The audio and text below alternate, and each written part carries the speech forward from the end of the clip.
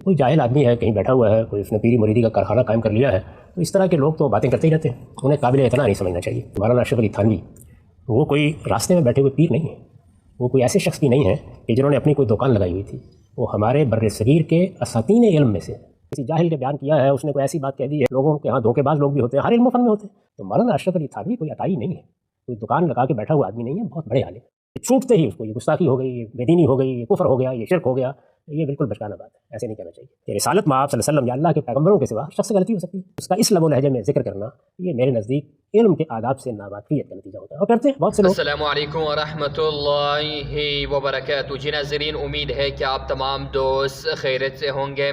سب سے پہلے آپ لوگ یہ ویڈیو ملاحظہ کریں، جاوید احمد غامدی کا انجینئر محمد علی مرزا پر بڑا اعتراض۔ جی ناظرین، مکمل ویڈیو آپ لوگ ملاحظہ کریں۔ کوئی جاہل آدمی ہے کہیں بیٹھا ہوا ہے، کوئی اس نے پیری مریدی کا کارخانہ قائم کر لیا ہے، تو اس طرح کے لوگ تو باتیں کرتے ہی رہتے ہیں، انہیں قابل اعتنا نہیں سمجھنا چاہیے۔ کوئی چیز قابل اعتنا کب ہوتی؟ اس وقت ہوتی ہے کہ جب وہ ہمارے سامنے آئی، اس سے کچھ وحشت محسوس ہو رہی ہے، لیکن اس کو پیش کرنے والے کی ایک حیثیت ہے، علم میں ہے، ادب میں ہے، سیاست میں ہے، یعنی کسی پہلو سے ایک حیثیت ہے اس کی۔ تو اب یہ دیکھنا چاہیے کہ وہ حیثیت کیا ہے۔ آپ نے جس عالم کا نام لیا ہے یعنی مولانا اشرف علی تھانوی، وہ کوئی راستے میں بیٹھے ہوئے پیر نہیں ہے، وہ کوئی ایسے شخص بھی نہیں ہے کہ جنہوں نے اپنی کوئی دکان لگائی ہوئی تھی، وہ ہمارے بر صغیر کے اساتین علم میں سے ہے۔ یعنی اگر آپ اس دور کے اہل علم کی ایک فہرست بنائیں تو اس بر صغیر کے چند بڑے علماء میں ان کا شمار ہوگا، اور یہ ایسا نہیں ہے کہ ان کے معتقدین ان کو یہ حیثیت دیتے ہیں۔ ہر آدمی جو ان کے کام کو دیکھے گا وہ یہ معلوم کر لے گا کہ وہ ہمارے علوم سے کس درجے واقف ہیں، وہ فقہ حنفی میں کیسا تباہر رکھتے ہیں، وہ لوگوں کی اصلاح اور ارشاد میں کیسا غیر معمولی درک رکھتے ہیں۔ یہ کوئی آسان سی چیز نہیں ہے کہ آپ اپنے دور میں عوام کو بھی متاثر کریں اور عارفین کو بھی متاثر کریں، اور وہ عارفین کس درجے میں ہیں، یعنی باقی تو چھوڑیے، خیر جو ان کے اپنے زاویہ نظر کے علماء ہیں، یعنی مولانا عبد الماجد دریابادی اور مولانا سید سلیمان ندوی جیسے لوگ ان کے ہاتھ میں ہاتھ دے کر اصلاح و ارشاد کے منصب پر ان کو فائز سمجھتے ہوئے ان کی بیعت کر لیں، تو معمولی شخصیت نہیں ہے وہ۔ تو پہلی چیز جو میرے نزدیک تمام لوگوں کو سمجھنی چاہیے وہ یہ کہ ایک ہے کہ اس طرح کا کوئی جملہ، کوئی بات، کوئی واقعہ کسی نے بیان کیا، اور وہ واقعہ کسی عامی کی طرف سے ہے، کسی جاہل نے بیان کیا ہے، اس نے کوئی ایسی بات کہہ دی ہے، کوئی اپنی دکان لگائے بیٹھا تھا، لوگوں کے ہاں دھوکے باز لوگ بھی ہوتے ہیں، ہر علم و فن میں ہوتے ہیں۔ آپ یہ دیکھتے ہیں کہ بڑے بڑے ڈاکٹر ہیں، طبیب ہیں، جن کی طرف ہم رجوع کرتے ہیں، لیکن آپ کو معاشرے میں عطائی بھی مل جاتے ہیں۔ تو مولانا اشرف علی تھانوی کوئی عطائی نہیں ہے، کوئی دکان لگا کے بیٹھا ہوا آدمی نہیں ہے، بہت بڑے عالم، اور اس میں کوئی شبہ ہی نہیں ہے۔ یعنی مجھے بھی اگر اپنی رائے دینی ہو تو میں یہ کہوں گا کہ وہ ہمارے اکابر اہل علم میں سے ہیں، ان کا کام ہمارے سامنے ہے۔ یعنی یہ رائے بھی ایسا نہیں ہے کہ کوئی خوش عقیدہ آدمی اپنی رائے آپ کو دے رہا ہے، میں ایک ایسا شخص ہوں کہ جو آپ جانتے ہیں کہ جس درجے میں چیزوں کو نقد کی نگاہ سے دیکھتا ہے، تو ان کے کام سے میں واقف ہوں، مجھے معلوم ہے کہ ان کی تفسیر بیان القرآن کی کیا حیثیت ہے، مجھے معلوم ہے ان کے مواعظ کی کیا حیثیت ہے، مجھے یہ معلوم ہے کہ انہوں نے جن فنون و علوم پر وہ مہارت رکھتے تھے ان کی تفہیم کے لیے کس درجے کی چیزیں لکھی ہیں، ان سب سے میں واقف ہوں۔ تو اس لیے پہلی چیز تو یہ سمجھنی چاہیے کہ جس شخص کے بارے میں بات ہو رہی ہے وہ کس درجے کا شخص ہے، پہلی بات یہ ہے۔ تو وہ ہمارے بر صغیر کے چند بڑے علماء میں سے، ان کا بڑا غیر معمولی کام ہے۔ اس طرح کی کسی شخصیت کی بات جب آپ کے سامنے آئے تو علم و عقل کا تقاضا ہے کہ اس کا صحیح محمل تلاش کیا جائے، یعنی یہ بات اس نے کہاں سے کی ہے۔ اور میں آپ سے عرض کروں کہ میں ہر صاحب علم کے بارے میں یہی طریقہ اختیار کروں گا۔ اس طرح کی کوئی چیز امام غزالی جیسی شخصیت کی طرف سامنے آ گئی ہے، اس طرح کی کوئی چیز امام شاطبی جیسی شخصیت کی طرف سے سامنے آ گئی ہے، اس طرح کی کوئی چیز کسی اور بڑے آدمی کی طرف سے سامنے آ گئی ہے، تو یہ معلوم ہے کیونکہ میں اس کے باقی کام سے واقف ہوں، اس کی شخصیت کس درجے کی ہے اس سے واقف ہوں، اس کے علم میں کیا اثرات ہیں اس سے واقف ہوں، وہ علوم پر کیا نظر رکھتا ہے اس سے واقف ہوں، اس کا دین سے کیا تعلق ہے اس سے واقف ہوں۔ یعنی مولانا اشرف علی تھانوی نہ علم کے معاملے میں کوئی طفل مکتب ہے، نہ اصلاح و ارشاد کے معاملے میں کوئی معمولی شخص ہے، اور نہ جو کچھ ان کا کام ہمارے سامنے ہے اس کو جب ہم پڑھتے ہیں تو اس سے یہ خیال ہوتا ہے کہ یہ آدمی تو کچھ جانتا نہیں، وہ اپنے علوم و فنون کو جاننے والے، اس کے جید عالم، جس فقہ کے وہ علمبردار ہیں، اس فقہ کے غوامض پر نظر رکھنے والے، جس روایت کو ہمارے ہاں جو علم کلام کی اور تصوف کی روایت ہے اسی کے لوگوں میں سے ہیں، اس روایت کو اس کے اندر اتر کر سمجھنے والے لوگوں میں سے ہیں۔ اس درجے کے کسی شخص کے بارے میں اس طرح کی کوئی بات آپ نے لکھی ہوئی پڑھ لی، آپ نے دیکھ لی، تو سب سے پہلی چیز جس کو برہوز رکھنا چاہیے، یہ چھوٹتے ہی اس کو یہ گستاخی ہو گئی، یہ بے دینی ہو گئی، یہ کفر ہو گیا، یہ شرک ہو گیا، یہ بالکل بچکانہ بات ہے، ایسے نہیں کہنا چاہیے۔ دیکھنا چاہیے کہ اتنے بڑے عالم نے اگر یہ بات کہی ہے تو اس کا صحیح محمل کیا ہے، یعنی یہ کس جگہ سے بات آئی ہے، اس کا یہ مطلب نہیں کہ ہم اتفاق کر لیں گے، بات غلط ہے تو غلط ہے، وہ بڑے سے بڑے آدمی سے یہ اگر صادر ہوئی ہے تو وہ غلط ہے، یعنی بات صحیح نہیں ہو جائے گی۔ اس کا یہ مطلب نہیں ہے کہ اگر ایک آدمی کی علمی حیثیت یہ ہے، اس کا مرتبہ یہ ہے اور اس نے اتنا علمی کام کیا ہے تو اس کے نتیجے میں ہم یہ کہیں گے کہ اس کی غلط بات بھی صحیح ہے۔ بات غلط ہو سکتی ہے، اس لیے کہ ہمیں جو اصول ہمیشہ پیش نظر رکھنا چاہیے وہ یہ ہے کہ رسالت مآب صلی اللہ علیہ وسلم یا اللہ کے پیغمبروں کے سوا شخص سے غلطی ہو سکتی ہے، تو اس وجہ سے یہ زیر بحث نہیں ہے کہ وہ غلط بات ہے یا صحیح بات ہے، لیکن اس کا اس لب و لہجے میں ذکر کرنا یہ میرے نزدیک علم کے آداب سے ناواقفیت کا نتیجہ ہوتا ہے، اور کرتے ہیں بہت سے لوگ اس طرح سے یہ بات کہنا شروع کر دیتے ہیں۔ تو لوگوں کو پہلے یعنی آپ نے غلطی پر متنبع کرنا ہے نا، تو لوگوں کو آپ 3 مراحل سے گزاریے۔ سب سے پہلے یہ بتائیے کہ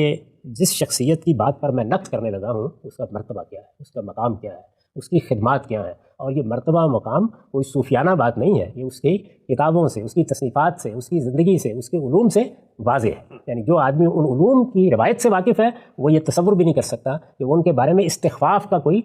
جملہ بھی کہے۔ ایک بڑے عالم کے بارے میں گفتگو جس کی بڑی خدمات ہے اور جس نے مسلمانوں کو دین بتایا ہے، جس نے ان کی اصلاح کی کوشش کی ہے، جو بھی اس کا نقطہ نظر تھا، یعنی مولانا اشرف علی تھانوی کے نقطہ نظر میں 10 باتوں پر مجھے اختلاف ہو سکتا ہے، لیکن پہلے مجھے یہ بتانا چاہیے اپنے مخاطبین کو کہ یہ اس عظمت کا آدمی ہے جس کے بارے میں بات کرنے لگا ہوں، تاکہ وہ اپنی روایت کی عظمتوں سے واقف بھی رہیں اور انہیں معلوم بھی ہو کہ یہ اس طرح کی چیز نہیں ہے کہ ہر آنے والا جب چاہے آ کے استہزاء اور استخفاف کا نشانہ بنا لے۔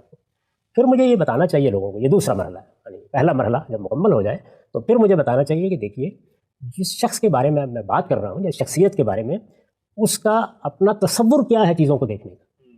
یعنی اس کا اپنا فریم ورک کیا ہے، وہ کہاں سے چیزوں کو دیکھتا ہے۔ اگر کسی فن سے متعلق ہے وہ جملہ تو اس پورے فن کا پس منظر مجھے بتانا چاہیے، اور اگر وہ دین کی کسی تعبیر سے متعلق ہے، اصلاح و ارشاد سے متعلق ہے تو اس میں اس کا پورا پس منظر بتانا چاہیے۔ یہ کیا اصول ہے؟ یہ ہے کہ میں کسی ایلوپیتھی کے بڑے ماہر پر گفتگو کر رہا ہوں تو کیا میں ہومیوپیتھی کے اصولوں کا اطلاق اس پر کر دوں؟ نہیں کرنا چاہیے نا۔ یا طب قدیم جس کو ہم طب یونانی کہتے ہیں اس کے اصولوں کا اطلاق کروں؟ کسی بھی علم و فن میں سب سے پہلے یہ جاننا چاہیے کہ یہ شخص کہاں سے بات کر رہا ہے۔ آپ یہ دیکھیے کہ آپ کسی ایلوپیتھی کے باہر سے بات کریں تو غیر ممکن ہے کہ ہومیوپیتھی کے بارے میں یہ کہہ کہ آپ کے پاس سے چلا جائے کہ کچھ بھی نہیں ہے، یہ تو ایسے ہی آپ کا ایک تصور ہے اور ایک پلیسیبو ایفیکٹ ہوتا ہے، اس سے آپ متاثر ہو جاتے ہیں، کہہ سکتا ہے نا یہ بات۔ اچھا، لیکن یہ صحیح اصول نہیں ہے تنقید کرنے کا۔ آپ کو پہلے یہ بتانا چاہیے کہ یہ جو فن ہے یا یہ جو علم ہے، اس علم میں کیا چیز ہے جس کا فریم بناتی ہے۔ یہ دیکھیے کہ ہمارے یہ جلیل القدر عالم، میں پھر عرض کر دوں کہ مولانا اشرف علی تھانوی کا نام لیتے وقت ہمارا سر جھکنا چاہیے ادب کے ساتھ۔ ہمارے یہ جلیل القدر عالم دینی روایت میں، دین کے فہم میں جس روایت سے متعلق ہے وہ روایت ہے کیا، یہ دیکھنا چاہیے نا پہلے۔ یعنی یہ ایلوپیتھی کے ماہر ہے، یہ ہومیوپیتھی کے ماہر ہے، کیا ہے ان کا پس منظر، کیا چیز ہے؟ تو یہ دیکھیے کہ وہ دین کی صوفیانہ تعبیر کے بڑے لوگوں میں سے، یہ آپ جانتے ہیں کہ دین کی صوفیانہ تعبیر کو میں ہدف تنقید بناتا ہوں، لیکن اس کو ایک طرف رکھیے، پہلے تو سمجھنے کا کام ہے کہ وہ دین کی صوفیانہ تعبیر کے بہت بڑے لوگوں میں سے ہیں ہمارے ہاں۔ دین کی یہ صوفیانہ تعبیر یہ لوگوں کی اصلاح سے متعلق کیا فریم دیتی ہے؟ یعنی ہمیں لوگوں کی اصلاح کرنی ہے نا، عام طور پر یہی مانا جاتا ہے، لوگ ہیں، ایک عالم لوگوں کی اصلاح کرتا ہے، یہ فریم کیا دیتی ہے؟ میں اس وقت اپنا نقطہ نظر نہیں بیان کر رہا، میں آپ کو ان کا زاویہ نظر یا وہ جس طریقے سے چیزوں کو دیکھیں گے یا اس روایت کے بڑے علماء جیسے دیکھتے ہیں، امام غزالی سے لے کے شاہ ولی اللہ تک اور ان سے لے کر مولانا اشرف علی تھانوی تک، کس زاویے سے دیکھیں گے؟ یہاں سے دیکھتے ہیں چیزوں کو کہ انسان اپنی ذات اور اپنی نفسیات میں ایک ایسی مخلوق ہے کہ یہ مجردات سے متعلق نہیں ہو پاتا، یعنی چیزیں اگر اس کے سامنے محسوس صورت میں نہیں آتی تو یہ اس کی طبیعت میں احتزاز نہیں پیدا کرتی، یہ ذہنی اور فکری لحاظ سے ان کو قبول بھی کر لے تو وہ اس کی شخصیت سے متعلق نہیں ہوتی، اس کی نفسیات سے متعلق نہیں ہوتی، اور اگر فرض کر لیجئے کہ وہ اس سے متعلق نہیں ہوئی تو یہ تو ہو سکتا ہے کہ وہ ایک اپنے ایمان اور عقائد کی فہرست آپ کو پکڑا دے، لیکن جو کیفیت پیدا ہونی چاہیے ایمان کے نتیجے میں وہ پھر پیدا نہیں ہوتی۔ یہ پہلا مقدمہ ہے کہ ایک محسوس تعلق ہے جو اس کا باعث بنتا ہے۔ وہ یہ کہتے ہیں کہ خدا نے اللہ جو پیغمبر بھیجے ہیں وہ اسی لیے تو بھیجے کہ لوگ ان کو دیکھیں، خدا نہیں نظر آتا، یعنی خدا کے لیے تو آپ کو ذہنی تجویز کرنا پڑتی ہے۔ میں بھی اگر بیٹھ کے تصور کروں اچھا اس کائنات کا خالق کیا ہے، کہاں ہے، تو کوئی تصور قائم نہیں ہوتا نا۔ ایک علمی استدلال میں کر لوں گا آپ کے سامنے یا کچھ آثار شواہد پر توجہ دلا دوں گا، تو رسول اللہ کی شخصیت یہ یا رسول اللہ سے پہلے جو پیغمبر آئے ہیں ان کی شخصیت، وہ یہ سمجھتے ہیں کہ وہ شخصیت جس وقت خدا کے پورے تصور کے جو نتائج انسانی شخصیت سے متعلق ہوتے ہیں ان کا مجسم بنتی ہے، تو انسان کا اس کے ساتھ ایک محسوس تعلق پیدا ہوتا ہے، یعنی نفسیات انسانی اس کے بغیر اپنے باطن میں احتزاز یا کیفیت محسوس نہیں کر پاتی۔ تو مولانا اشرف علی تھانوی جس روایت سے متعلق ہیں اس میں اصلی ہدف کیا ہے؟ اصلی ہدف یہ ہے کہ لوگوں کی اصلاح ہونی چاہیے، لوگوں کو خدا شناس بننا چاہیے، اور خدا شناسی کے مختلف مراحل پر لے جانے کے لیے ہمیں جدوجہد کرنی ہے۔ وہ دعوت کا، ارشاد کا، اصلاح کا مقصد یہ سمجھتے ہیں۔ اب اس مقصد کو حاصل کرنے کے لیے میں نے ایسا کیا کہ نفسیاتی لحاظ سے ان کا زاویہ نظر یہ ہے کہ جب تک ایک محسوس تعلق نہیں ہوگا تو نامحسوس حقیقتیں یا مجردات کے ساتھ انسان کو کیفیت پیدا کر کے متعلق نہیں کیا جا سکتا۔ میں یہ عرض کر رہا ہوں کہ ان سب مقدمات پر تنقید ہو سکتی ہے، یہ ایک الگ بات ہے، بات سمجھنی چاہیے پہلے ان کی۔ اس کے لیے اللہ کا پیغمبر دنیا میں موجود تھا، یہ چیز حاصل ہو جاتی تھی۔ اب کیا ہو، اب تو خدا بھی نظر نہیں آتا تھا، پیغمبر بھی نظر نہیں آتا، یعنی خدا تو نظر آئے گا بھی نہیں قیامت تک، اس کے بعد ہی امکان ہے۔ لیکن یہ کہ پیغمبر کے معاملے میں پہلے ایک توقع پیدا ہوتی تھی، نبی آتے تھے، اب تو کوئی امکان نہیں رہا۔ تو اب پھر یہ چیز کیسے پیدا کی جائے؟ وہ یہ کہتے ہیں کہ انسانی نفسیات کے لیے یہ ضروری ہے کسی مرشد، کسی شیخ کو اس جگہ کھڑا کر دیا جائے، یعنی گویا خدا اس کے اندر بول رہا ہے، گویا وہ خدا کا منبع الہام بن گیا ہے، گویا اس کے ساتھ تعلق سے تم وہ منازل طے کر سکتے ہو، تاکہ وہ پہلے ایک محسوس تعلق میں جڑ جائے تو پھر اس کو وہاں سے اٹھا کے اوپر لے جایا جا سکے۔ یہ فریم ہے اصلاح کا۔ دیکھیے مقصد کتنا اعلیٰ ہے،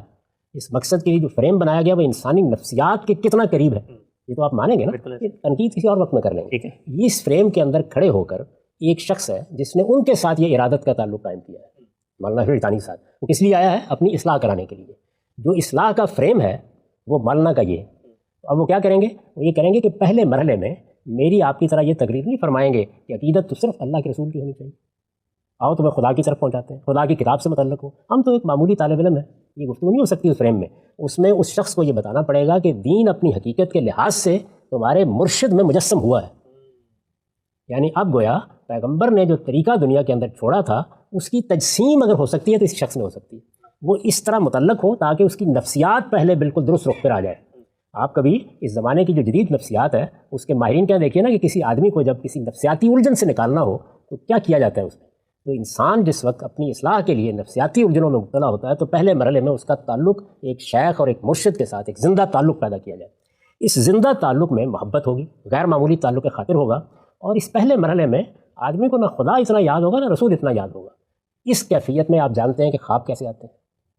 یعنی خواب کیا چیز ہے؟ خواب میں ہماری جو کیفیات ہوتی ہیں وہ ہمارے باطن میں جا کر مشہود ہو جاتی ہیں، یعنی کیا ہوتا ہے؟ ایک تمثیل میں بدل جاتی ہیں۔ تو اس شخص نے جب ارادت کا تعلق قائم کر لیا ہے تو ظاہر ہے کہ اس کے باطن میں جو احساسات پیدا ہوئے ہیں وہی خواب میں آئیں گے۔ ان احساسات میں مولانا اشرف علی تھانوی اب رسول اللہ کی جگہ پر آ گئے، یعنی تمثیل میں۔ دیکھیے یہ کوئی فتوے کی بات نہیں ہے، تمثیل میں، خواب میں تو تمثیل ہوگی نا، وہ اللہ کی جگہ پر بھی آ سکتے ہیں، سورس آف انسپریشن بن کے، سورس آف انسپریشن بن کے اس کے اندر وہ ایک تمثیل میں ڈھل گئے، اور وہ تمثیل ہے جس کو ہم خواب میں دیکھتے ہیں۔ ہم بھی ایسے ہی دیکھتے ہیں خواب، اس نے خواب دیکھا ہے۔ اب جس آدمی نے اس فریم میں لا کر اس کی اصلاح کرنی ہے وہ اس موقع پر کیا کہے گا؟ کہے گا کہ میں تو کچھ بھی نہیں ہوں، یہی کہے گا نا اس کو کہ یہ اس بات کی دلیل ہے، یعنی پہلا مرحلہ تمثیل ہے اس کی، کہ پہلا مرحلہ طے ہو رہا ہے، یعنی تمہارے اندر وہ محبت، وہ تعلق پیدا ہو گیا ہے، تم میری ذات میں سنت کا ظہور دیکھنے لگ گئے ہو۔ یہ چیز گویا اس کے لیے ایک مسرت کی چیز ہے کہ یہ ہو گیا ہے، اور وہ سمجھتا ہے کہ یہ حقیقت میں یعنی اپنی الجھنوں کے ساتھ میرے پاس آیا ہے، اس کی مجھے اصلاح کرنی ہے۔ پہلا مرحلہ طے ہو گیا، یہ جو غلطی کر رہا ہے یہ بعد میں ٹھیک کر لے، ایک معالج یہی کرتا ہے۔